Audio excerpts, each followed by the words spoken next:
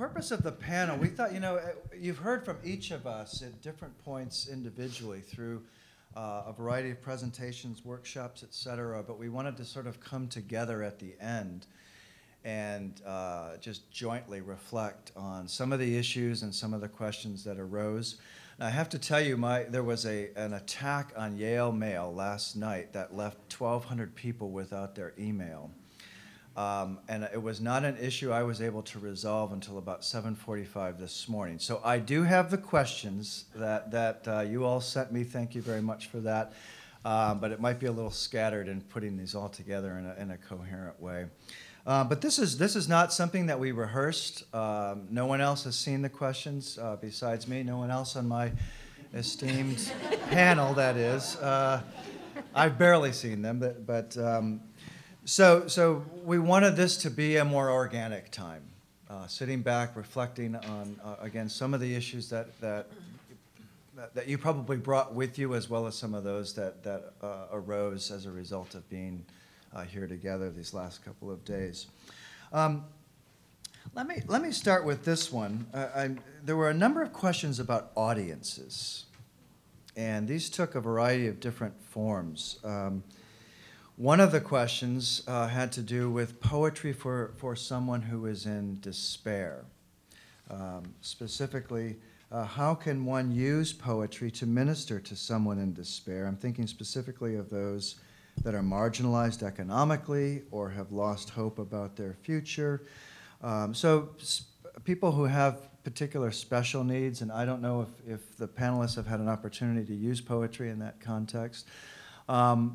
But that's one kind of audience that I'd like us to think about. Another audience is using poetry to bridge generations. How can poetry help to speak across generations and audiences? And then a third audience question had to do with poetry for those who don't have faith, or those who lack faith, or who are skeptics and that sort of thing. So I'm giving you three potential audiences for you to comment on. So people who are in need, special need circumstances across generations, and skeptics, or people who are seekers or struggling with their faith. Yes. Maggie, please jump in. Okay. Oh, I thought you were indicating that you were ready to I was thinking, actually. But, okay, well, I'll start, and then somebody else can improve on it. Chris and I actually have just taught a whole course on just this kind of subject, of poetry for ministry is what we called it. And each week we explored the way in which poetry can be used in different contexts of ministry, for preaching, for bedsides, for prisons, for all manner of different places. And I think one of the things that we thought before we started, but it became clearer even. There was a French philosopher called Joseph Joubert who said, to teach is to learn twice. And I always find, I start out teaching a course and I think I know what I'm doing, and then halfway through the course, I've either relearned it or it sort of shines to me back in a different way. So I like that. Anyway, point being, we got the students to learn poetry, to be able to recite poetry without looking at the book, and to be able to let the poetry do its work without deciding before they did it what it means. It's absolutely essential, I think, that you don't say, right, I'm going to preach a sermon on X, Y, Z, and now I need to go and find a poem that will illustrate my point. It has to be the other way around. You have to let the poetry do its work. And for that reason, I think it's perfect for despair and skepticism and non-faith and unbelievers, because, in fact, poetry does have the ambiguity that you need, that it'll hang in the air. It's not dogmatic, and it doesn't force an idea upon you. So in lots of ways, I think poetry is the perfect form, really, excepting, of course, I have to say songs as well, because naturally, songs are just as good. Thanks. Dave, Yeah. Both my work groups, I thought, came up with brilliant ideas in terms of cross-generational. And one of the best ideas was do it as a performance piece or as a play. And they took the very poems that I had given them and showed me what I hadn't even seen in them, possibilities for their being dramatically used. And one poem in particular, somebody pointed out, boy, would this appeal to children as well as to adults. So there's a partial answer. Yeah. I think I find often my students can be quite moved and helped by something that reaches across centuries. If you think of someone who's in despair, there are great lines from one of the devils in Paradise Lost in Book 2 when they're in hell and they're trying to figure out what they're going to do next, and they're getting various counsels, and one of them says, you know what, let's just stay here. I mean, that was a nightmare fighting that guy. Let's just stay where we are. And he says, you know, our torments also may in length of time become our elements. These piercing fires as soft as now severe, our temper changed into their temper, which must needs remove the sensible of pain. We'll get used to it. Our torments become our elements. And often I've found if you show that to someone, look, this is essentially depression. You know, it's despair. And it's being voiced by a devil. You know, we can fall in love with our torments. And that can be very helpful. It can also be very helpful, as I mentioned in my talk, that, or the Q&A at any rate, that Americans tend to be afraid of raw articulations of despair. They want some hope extracted out of it, or just the hope foregrounded. And I find I would be in despair if I didn't have poets who had completely articulated to me what despair looked like. Like Philip Larkin, he has a great poem, O Bade, the last poem he wrote, actually. I work all day and get half drunk at night, waking at 4 to soundless dark I stare. It goes on and on. It's all about death. And yet, reading it, you feel like, okay, now I've seen this, and I can take a step forward. You know, I can move. And I find that poetry often does that. It gives you a clear articulation of what exactly it is that you're feeling. It reminds me of T.S. Eliot's. This is from an essay called What Dante Means to Me, where he talks about the gifts of poetry, the gifts of speech. And I don't remember exactly how he put it, but in effect, the gift of speech for things for which we have no speech, or we have not found the speech. And just bringing to articulation is also potentially healing for people, as Chris is suggesting. I also think, you know, I mentioned this in our opening session, but thinking about across generations, and my children are exposed to poetry constantly through music. They don't read most of the poetry I read or the poetry that I teach, but they are connected with poetry. And so part of our, just at a very personal sort of father-child level, trying to connect with them in terms of what they're hearing themselves. What is their poetry? And why is that poetry so meaningful to them is another way for me to engage them through poetry in meaningful conversations as well. Janet, did you want to respond to this? I wanted to respond in two ways to this. One is there is a sufficient number of contemporary poets who get very close to despair. And I think that the poetic form itself gives form to the feeling. And so some of the poets resolve the problem and some do not. But even in a poem that does not resolve the problem, some form and containment has been given to it. And as Chris was saying, an articulation of what it feels like, says, I am not alone, someone else has felt this way before. But the coherence of the poetic form begins to give a coherence to the life. The other thing I want to say, because I don't think Christian would say it for himself, but my experience of reading My Bright Abyss is such an extraordinary piece of poetic prose with these gorgeous lines along them as he confronted his own deep journey.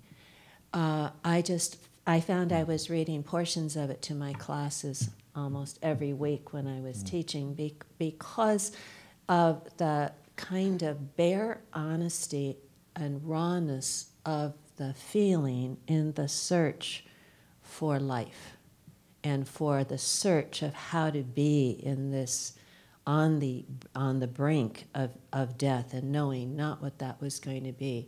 So I think, it's in that poetic kind of prose as well, where the struggle is described. It gives all kinds of room for places to be in their own feeling states and in their own way of construing it. But the paradox and the rawness of the language was so exquisitely, beautifully done. So I think the other part is the turn to beauty. Because people who are in despair don't see the beauty.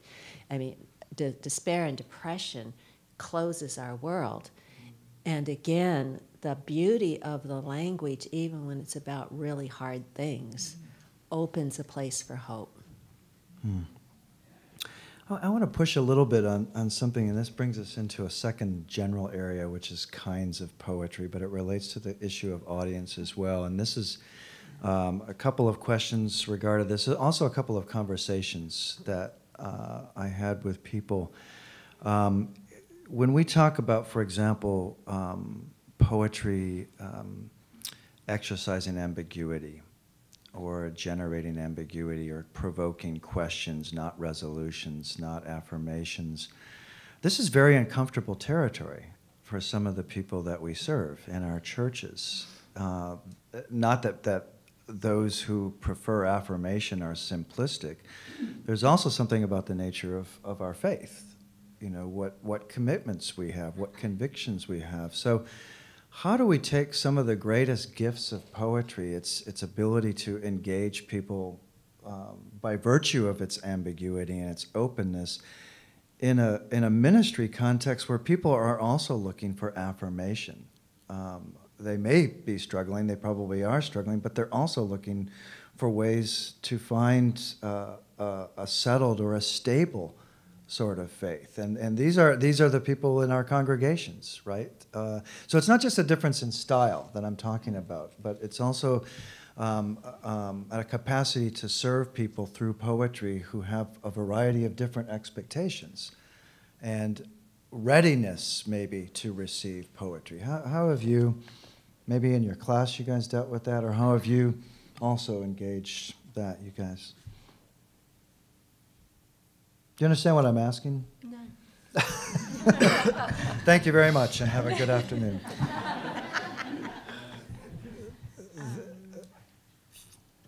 You mean how to use that, how to make that ambiguity palatable to people who are averse to it? It could. Well, I think that could be part of it, but it's also, I'm thinking of a church context, and we've argued strenuously that it ought to be open, that ought to be, you ought to be willing to accept ambiguity. Not everybody is there, and people may be very uncomfortable with the openness that poetry tends to create. So how do you work that? You want to bring people into reflection on their faith through poetry. How do you bring people to the point where they're willing to hear some poetry that is very provocative or ambiguous, or even, as one question put it, offensive? Well, to I members don't of the think congregation? I don't think poetry is for everybody. I don't think you shove it down somebody's throat. If they're saying they don't like poems or they're not responding, you got to find something else. I face this all the time in my old job, because the job of the Poetry Foundation was to make poetry more visible in the culture, which is a noble goal, and we did it, but eventually, you do encounter a lot of people that you think, well, they might get poetry some other way, but they don't need what I think of as poetry. They don't need it, and I do think it's worth drawing that line so that you're not always finding yourself in the situation of trying to foist something on someone who doesn't want it. Otherwise, I think it's a matter of reading widely and being able to read your audience. But ministers are the best people of that I know in terms of being able to perceive a congregation. And so you would know that, you know, maybe a very difficult modernist poem is not what you're going to give someone who doesn't have a lot of experience of poetry. And I just don't think you would, you know, as far as, I mean, the larger question here is when poetry contradicts faith claims, or there are faith claims that many Christians think of as absolute. And my own sense is that art will not be reduced to any sort of institutional claim upon it. And the minute you try to do it, you deform the art. It doesn't mean you can't find orthodox messages of Christianity within poetry, but I think they're always secondary to the art. I want to respond to this and say, I don't think the response can be a purely poetic one. I agree in part with Christian's thing that you don't obviously shove this down somebody's throat. But I think there are places in classical theology that I have appealed, both in my preaching and teaching, that have helped with this discomfort with ambiguity, namely the ambiguous and open character of God. Classical Calvinism is very helpful here. I was raised that way, and although it's not where I am entirely, I want to say some things that Calvin says that I think profoundly speak to this. He says, we will never, ever know God is as God knows in God's own self. That's not accessible to us. He says, and I love this, he uses a metaphor. He uses putting on Christ is like putting on spectacles that help us focus on what we need to know about God, namely God's loving and gracious character. That is beyond question. But the rest is open and beyond our knowledge. I think if one's theological conviction is in that kind of God, then in other words, I'm giving theological support to it's okay to be ambiguous. But notice at the same time, it's a strong affirmation of God. And so that the very ambiguity that we find in poems is actually a part of authentic faith. And when one sees it's part of authentic faith, then it becomes more possible to, and part of growing up into the full stature of Christ is growing into the ambiguities and the unknowns of life. So the poets are actually helping us in maturing in our faith in God. And I think, notice that the way I got at this was not simply by going to poetic text, but by going to a theological text. And I think that's the thing, is if we're going to do this, we don't give up our theology, and we don't give up our poetry either. But it's the dialogue between them that I think will make it possible. Did you want to jump in on Tom? Or, sorry. Am I allowed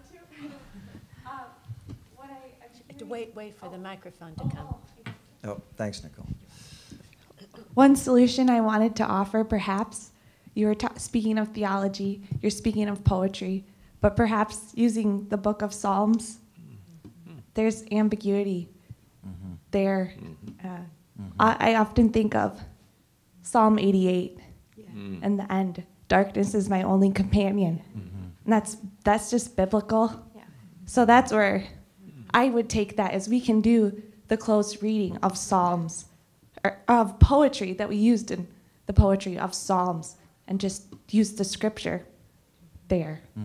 Yeah, thank you, thank you. I like that. Yeah, Maggie. So, jump in. I love Psalm 88. It's the only psalm that does not end in hope. It's just nowhere does it say, yet I will rejoice in the Lord, or yet everything, yet I will see the goodness of the Lord in the land of the living, or where those phrases that are threaded through all the other despairing psalms. I wanted to come back on the ambiguity thing. I think it's really important theologically, or perhaps more ministerially, maybe it's more there, but to distinguish between ambiguity and vagueness. And it's one thing to be ambiguous. It's another thing to be vague. As in, I don't really know what I believe, I don't really know what I think, I don't really know if it's going to be okay. To be ambiguous is to say there are many things that we need to hold together, But many of those things may be quite clear. It could be quite clear that I'm in despair. It can also be clear that there is hope to be had. And those two things can be held together in ambiguity. That's a really different thing from saying, I don't really know if I believe anything at all. That's just vague. So I think that's a distinction that you need at the back of your own mind. But the other thing to say is that, of course, not all poetry is about despair. Yeah. Some of it's about hope. And you need a great battery of song and poetry and poetic prose. If you have enough of it at your fingertips, then you can take people to texts that will, that may, if you're lucky, engage them at the point they need it.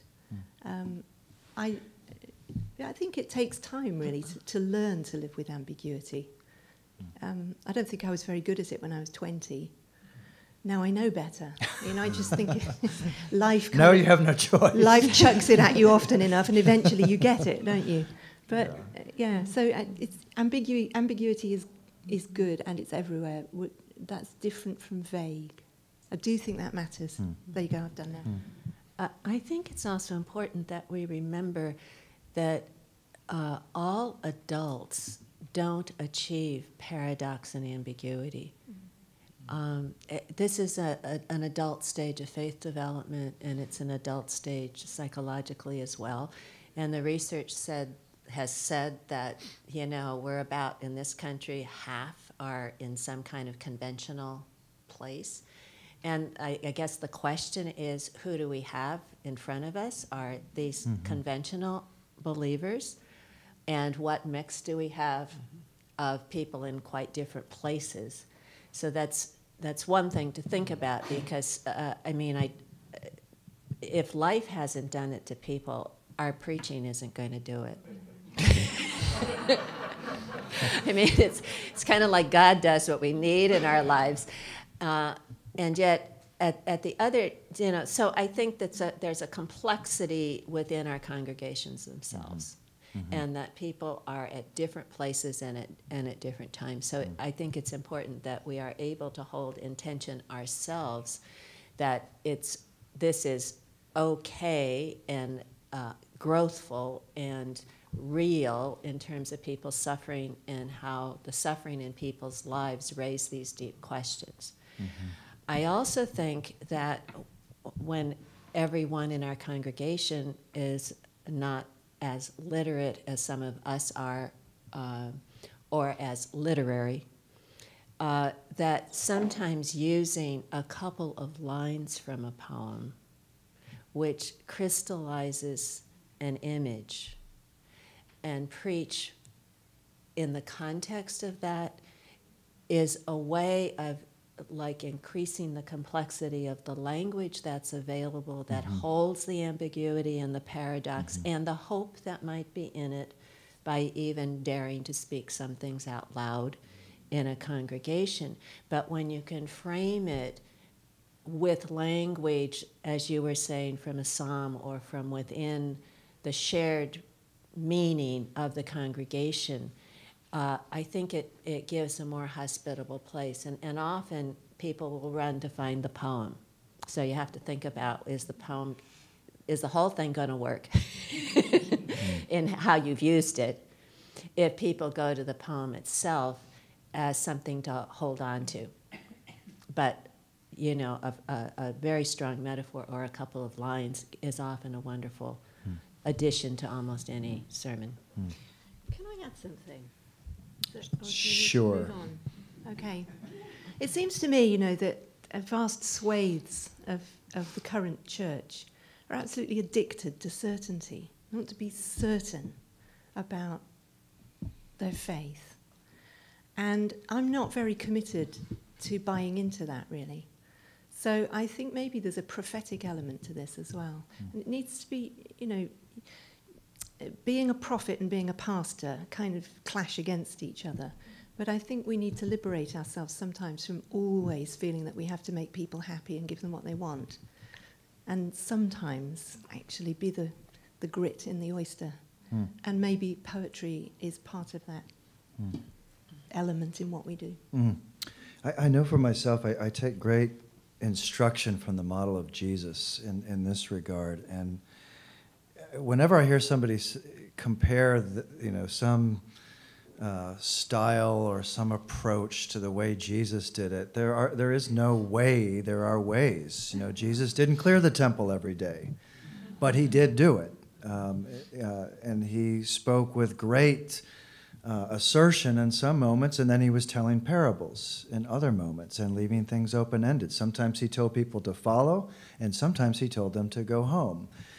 So there's an open-endedness and about Jesus's ministry that I find incredibly instructive when we're talking about the sort of space that poetry creates, and I appreciate that as well. And the same thing is true of poetry. Some poems are very assertive, and some are very open-ended. So I really agree with having the variety of resources. And I also, thinking of Scripture as a whole, I'm reminded that Jonah is the one book of the Bible that ends with a question. That's fascinating to me, that God is willing for things to be left open-ended as well. And I agree. I think we need to be patient with people and helping them live into that sort of liminal, ambiguous kind of space. But we have great resources, both in Scripture and as well as in poetry for that. Moving on to another question here. I want to leave some time for open. There were some questions about resources, and this is more just practical. Where do you find stuff? And one of these questions was put this way.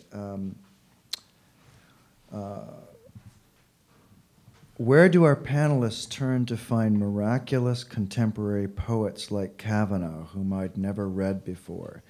Do they hear about these people through word of mouth, through attending conferences and workshops like this one? Absolutely. Periodicals, etc. How do you find your authors? How do you find the poetic resources that you have? And can you give any direction to people in terms of where they may look, because in addition to where we may have directed your attention this week? Well, go ahead, Tom. I find anthologies wonderfully helpful. The James Macaulay poem that I used in yesterday's plenary, the way I found that was I was reading Donald Davey, who had edited the book, Oxford Book of Christian Verse. And I came across this guy, Macaulay, read 2 poems by him, and I thought, who in the world is this guy? I just love this stuff. So then, I got online, and pretty soon I discovered, oh my God, he's this Australian poet. He's written loads of stuff. And I found I had to, he was published over in Australia. I had to order the books from Australia. It took him months to come. But that was the way. And then in reading him, I found some Aboriginal Australian poets. And I ordered them. Okay, so it's I have a significant number of anthologies, and I like anthologies because they give me lots of different poets. And if one really strikes me, then I go. Now with Amazon, it's effortless. You can find them really fast. But that's my major way of doing it. And by the way, I keep the anthology on my John, on my toilet. Okay? So I'm always, almost always reading my way through anthologies. Let's be realistic, friends. You asked practicality. There it is. True confessions, I once read the Gulag Archipelago in the same way for about 8 months. So anyway, please don't put that on the tape. We actually have a couple of different kinds of anthologies that were at the book table. If you didn't get a chance to see them, sometimes they're chronological. Other times they are thematic, like the anthology Upholding the Mystery goes just great. Big spiritual or principles or themes and poems about those also has been helpful. What ideas do others of you have? I would love to say, of course, my office at work is opposite Peter Hawkins and next door to Chris. So if I'm stuck, I go and ask one of them. But there is, I think, reading a lot, of course, is the obvious answer. But quite often when I'm reading something else that's not poetry, somebody will quote a line, and when they do, I always go and find the poem. And I remember one time I was reading something about Advent or Magnificat or something, and I read this line: "The angel did not draw attention to himself. He came in so quietly that I could hear my blood beating on the shore of absolute beauty." And it goes on to, that was all that was in the book. And I thought, oh, I like the sound of that. So I went and found it. It was an Australia again, poem by Noel Rowe. And so I then got all his books and found that, in fact, this Magnificat poem was one of 5. And I just read it over and over and over again. So just follow a lead, you know, that's an obvious thing to do. Mm. Also, the Poetry Foundation has a poem a day. Are you signed up for that? Mm. That's brilliant if you haven't signed up yet. And then you just get one in your email every single day, and you have a read. And, you know, if you don't like it, move on. But a couple of times a week, you'll find something. It's like, oh, my goodness, there's something I didn't know before. Mm. Chris, I'm doing an anthology, actually. You can all buy it. I just signed on to it. This was a setup for yeah. that. It grew out of the poetry and faith class that I teach here, and I'm doing a big anthology great. which uses poems for prayer, despair. I'm not going to name these categories exactly, but they're, and it's interwoven with prose, so passages from theology and other things. So yeah, I just signed on to it. So I'm going to do and I'm doing it for this reason, because when I was putting together this class, I couldn't find anything. And the books that I read frustrated me. I just couldn't find anything. And so I wanted something together. Yeah, did you want to ask them? No, I just want to offer another resource. There's a really good daily called A Year of Being Here. Do any of you know it? A good daily called A Year of Being Here. And she pairs a mindful poem with a beautiful image, and she does one every day. Okay. They're terrific. Okay. A Year of Being Here. And Chris, when is this coming out? A year, probably. Probably but a year. But I'm a big believer in anthologies too. But the problem is I mean, everything depends upon the anthologist, and you can have a great poet be a terrible anthologist. W.B. Yeats put together one of the worst anthologies of the 20th century. It was unreadable, and it left out all these good people, and so you get very perverse opinions sometimes. But if you want 2 great anthologies, there's the Echo Anthology of International Verse done by Ilya Kaminsky, a very young poet, and they're just one good thing after another from around the world. And then Seamus Heaney and Ted Hughes did a book called A Rattlebag, which also has a lot of discoveries in there. And one more is a blog by Anthony Wilson. If you Google Anthony Wilson and life-saving poems, you will find a blog that is constantly updated with a little anecdote about why this poem matters, and then the poem right there on the page. It's absolutely brilliant. And if you subscribe to some journals and magazines, they often review books of poetry. They publish poems from new collections. I'm thinking of Image, Books and Culture. I think Christian Century does reviews. So there, if you have periodicals that include poetry or book reviews, they will often, especially include reviews of new titles that are getting a lot of attention, and that could make you aware of new poets as well. So yeah, James. Oh, Garrison Keillor does a poem a morning, each morning. Okay, all right, good. Okay. Another question about resource. Oh. I was just going to say, I don't know if someone said this, but Commonweal magazine also has poems. Commonweal magazine. Okay. Another question about resources. What kinds of theological resources do you go to or have you gone to that nurture your connection with poetry and your esteem for poetry, the importance of poetry in your own faith, in your work, writing, teaching, etc.? What theological resources have been most meaningful for you? Or are still? I mentioned one book yesterday, was the Amos Wilder book, on theopoetic. That was probably had the single greatest impact on me, because it addressed the question of the imagination and the primacy of the imagination so very powerfully. And by the way, Amos Wilder was the brother of Thornton Wilder, the famous playwright. And Amos himself did a book of poems that I found as a result of reading the theopoetic.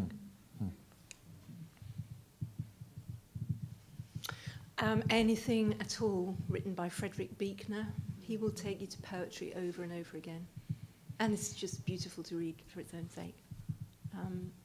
What was the question again? Theological resources that lead resources you to poetry. that nurture your Oh, yes. poetic sensibilities, commitment to poetry, whatever way you would describe that. I just thought of another one that I use all the time because I used it in class today, which was Anne Ulanoff and her husband. I can't remember his first name. Barry. They did a wonderful collection of prayers by St. Augustine, many of them printed as poems, as they ought to be, because they really are poetic. And I've just been profoundly inspired by those. In my workshop, I actually taught one of these beautiful little poems to the class. So that's another classic place to go. There's a lovely book as well, 1989. I don't know why I know that, but I do. Walter Brueggemann wrote a book called Finally Comes the Poet.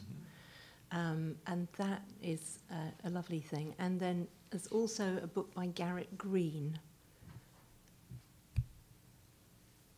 And it's got imagination in the title, and I can't quite remember the name. That was an 1980s book as well. That's fabulous. Garrett Green. He lives in Connecticut. What do you say the title is something like God and the Imagination, is that it? I think that's it. I've used that book too. It's excellent. Splendid book. Yeah, very fun. How about you brought Teresa of Avila to us in the meditation. Are there she and other sources from your own work that? Well, what was going through my head is when I was in doctoral studies, I took every course at the GTU on religion and poetry or religion and fiction. Jim Liguori was a practicing poet and taught those, And I guess I found it really interesting. I've been reading through Christian Wyman's syllabus on poetry and faith, is we have such a plethora of poetry at this point that we never had before, because we have world poetry now, contemporary poets in translation. So there's an explosion of possibilities. What I was using Teresa of Avila, her poetry, we didn't get to it in the piece I did in the workshop I did yesterday, of John of the Cross's poetry. His poetry is actually much higher quality in terms of literary style and his control over the medium. But there's an anthology of women's voices. It's Women's Voices of Praise. I can't get the exact title, and it's an anthology of mystical women's writing. Set up as poetry, so some of it is actual, but it's world literature of women's mystical voices. And it was Jane Kirshner, is it Kirshner? No. Hirschfeld. Okay. Jane is the one who edited that volume. So it was a volume edited by a woman poet, and it's women's, specifically women's voices, speaking. Women's Sacred Voices, I think, something like that. It was on the handout I gave you because I had taken a couple of medieval mystics. So there's like Hadwich, the Flemish mystic Hadwich. She has poems in couplets and poems in stanzas. It's in the Classics of Western Spirituality. It's the complete works of Hadwick. The openings to the blatantly mystical, most mystical writers lapse into poetry if they don't write in poetry itself, because it's the only language that can convey the mystery, that point beyond itself, that open us to some possibilities that we might not get to on our own. So those are some of the things I think about. But it's also paying attention to poetry readings, and I died and went to heaven when I came here, and we have all these ISM events where these contemporary poets are reading their work, and it's some I like, some I don't, but it's just being present to what speaks, and then following the leads to what will help. There's one more that you might like if you want a slightly more heavyweight exploration of religious language. It's by Janet Soskis, and the book is called Metaphor and Religious Language. And that's really a kind of theological study of the philosophy of language. And it won't directly take you to poetry, but if you want to burrow deeper into how the language works and what's going on, and how you could possibly say that theology can only be done in metaphors, that's the book. It's really quite fantastic. I think, too, of Robert Alter's books, The Art of Biblical Narrative, The Art of Biblical Poetry, where you've got both the biblical texts, but he opens that up and reflects more generally on the importance of and potential of poetry or these literary forms as theological expressions. Chris, did you anything? I'm thinking of your accidental theologies. Were there maybe some rarer resources that? Yeah, I mean, some people that I return to over and over, Fannie Howe, contemporary poet and prose writer and fiction novelist, too. She's a wonderful novelist. A novel called Indivisible, which actually has provoked me towards poetry as well. There's some real... Sarah Grant is a woman who she was Catholic, went to India as a nun, spent her life there trying to reconcile Hinduism and Christianity. She wrote a tiny little book called Confessions of a Non-Dualist Christian. That provoked me in a lot of ways. Simone Weil, for years, I've read Simone Weil with obsession, and I find her just sort of endlessly provocative.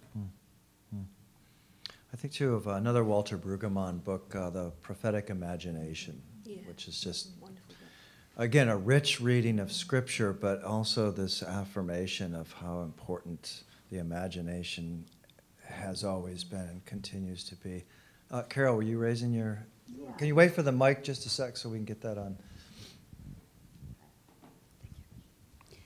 I was just going to recommend Evelyn Underhill. I found her extremely helpful at different points in my life. Okay. Yeah, she's great. That book, Mysticism, the whole tone.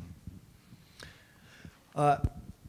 I'd like to open it up now and just see if there are any other burning questions that you have in the last several minutes that we have here that, again, either you brought with you as your burning questions or have just occurred to you that you would like to hear the panel respond to. Yeah, Michael.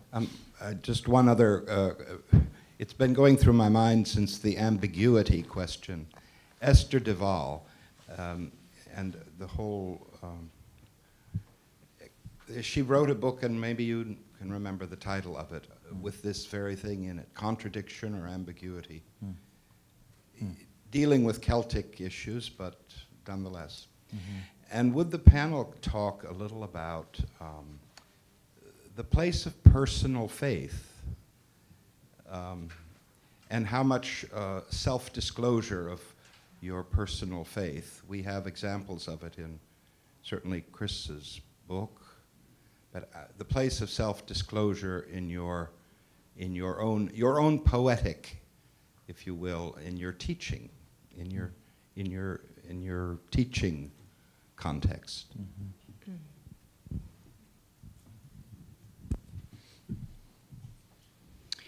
I'm completely shut, and I don't let anybody see the real me. Anyone else? We have no idea who you are, David. It's about the text. It's not about me. Go ahead, Tom. Well, I have drawn quite heavily on an essay by T.S. Eliot in which he makes a distinction between classical and romantic poets. Like any distinction, it's an oversimplification, but it has worn well with me. He talks about a classical poet is interested in discovering what he has in common with the rest of humanity. And a romantic poet is interested in the expression primarily of his idiosyncratic or her idiosyncratic experience.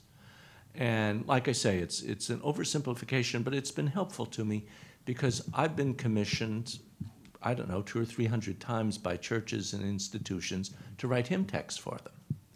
And in every case, I usually sit down with them or they write me an elaborate letter about things that have to be in the poem. You'll recall yesterday I gave you an example of that, a postmodern epiphany poem in 8/7/8/7 doubled. So by the very nature of my work involves my not over disclosing, but at the same time, it's impossible to write a good, quote, classical text without being quite passionate. And in my family, I'll give you an example of a hymn text where people have come up to me and said, that comes out of your experience, doesn't it? And this hymn text appears in dozens of hymnals now. It's an exorcism text, and it's based on one of the exorcisms, the one in Mark early on. And it opens, "Silence, frenzied, unclean spirit," cried God's healing Holy One. "Cease your ranting, flesh can't bear it. Flee as night before the sun." At Christ's voice, the demon trembled from its victim, madly rushed, while the crowd that was assembled stood in wonder, stunned and hushed. Lord, the demons still are thriving in the gray cells of the mind, tyrant voices shrill and driving, twisted thoughts that grip and bind. Now it goes on from there. But mental illness has afflicted my family in the most tragic way. I have spent my whole life dealing with it. And it's interesting to me, of all the texts I've ever written, I have had hundreds of letters about that one text from people who've said to me, "You've known it?" And then they've said, "I'm a psychiatrist." And I thought, thank God the church would sing a hymn like this. I've had it from people who've told me I play this hymn because I'm married to somebody who has severe bipolar illness or whatever. So it's an interesting, that's why I'm showing you that the distinction that T.S. Eliot makes is more muddled than it might appear. So that the self may be being revealed in ways that are not immediately obvious. I hope that helps.